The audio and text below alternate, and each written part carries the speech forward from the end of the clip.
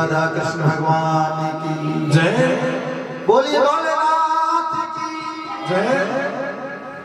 पालना में झूले मेरो यशोदा कुलाल रे।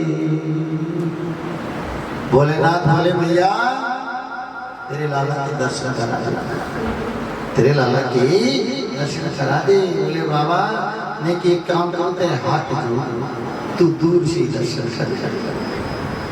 भगवान भोलेनाथ बोले इतने बुरे हो गए जो हमें कह रही है दूर से दर्शन कर ले, और वो पूतनिया का लग रही तो मेरी मूसी लगे तो बाकी तो गोद में टप से दे दिए लाला। मैया बोली देख हमसे इतनी माता पूरी ना हो, तू एक काम कर, तू लाला को दूर से आशीर्वाद दे।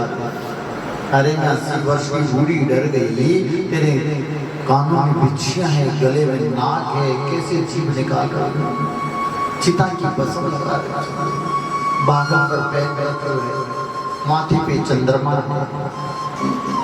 ऐसो रूप बने हुए तुम्हारो कि मेरे लालो को वैसे ही कोई चित्र में भी अगर सांप देख लेना वहां तो देख के डर जाएगा।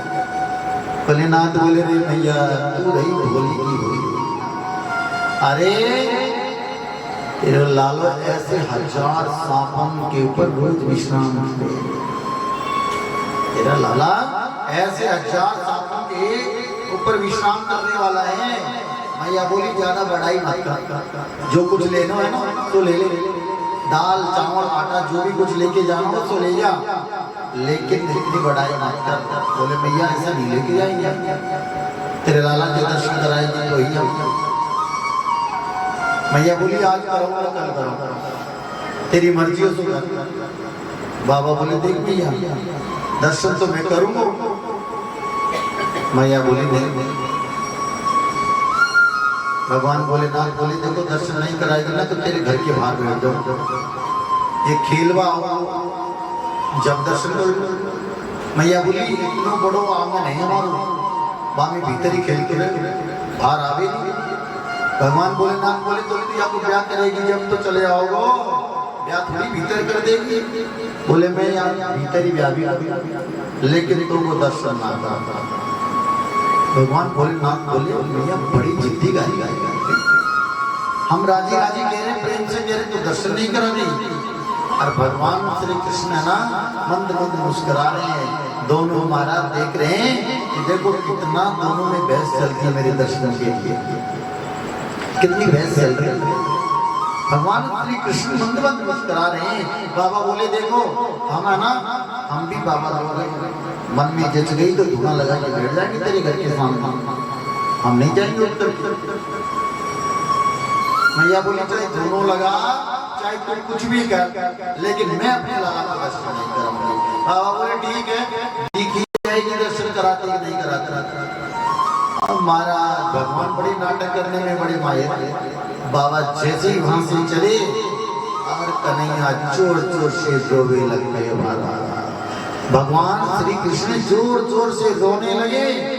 अब गोपी सारी तोड़ करके आई है, यशोदा जी ये लाला के काहे गए? बोले क्या बताएं, बाबा है, गले में नाक है, कानों में बिच्छियां हैं, चिता की बसम लगा रखी, बालों पर पहन रखे हो और अपनी ऐसी जिद कर रहे हो कि तेरे लाला के दर्शन करके जाऊंगा। अरे सखी मैंने बातें मना कर दी ना, जब से बाबा गए ना तब से ये लाला तो हुई। ब्रज की गोपी बोली यशोदा जी हमें लगे बाबा ने कोई जादू टोनो कर दियो, कोई जादू टोनो कर दियो। अब ब्रज की गोपी कहने लगी भैया ये लालू होवे ना तो हमसे ना देखे जाए, चल रही होगी ना खाड़ से लाला को दियो। और बाबा के हाथ में जाते ही तो लाला खिलखिला के हंसने लग गई। हमारा लाला खिलखिला के हंसने लग गए हो।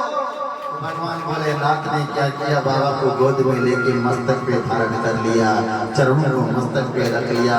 कन्हैया ने कहा क्यों बाबा बड़े मौके का फायदा उठाते हो? बोले ऐसा मौका कब आएगा, ये बाल जो लीलाएं कर रहे हैं वहां पे ये कब मौका मिलेगा।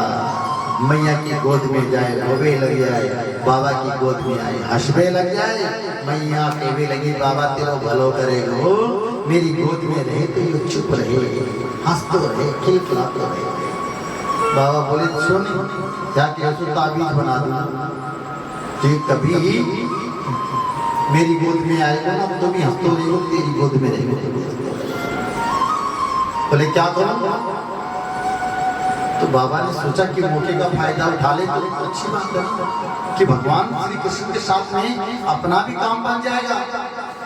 तो बाबा ने कहा भैया एक काम कर, एक मंदिर बनवा, एक मंदिर बनवा, और मंदिर बनवा करके जब जो स्नान ध्यान कराए ना तेरे लाला, तो वो सारा जल है ना तेरे लाला उससे स्नान करे। बोले अच्छा? बोले हाँ। बोले किसका बनाऊं?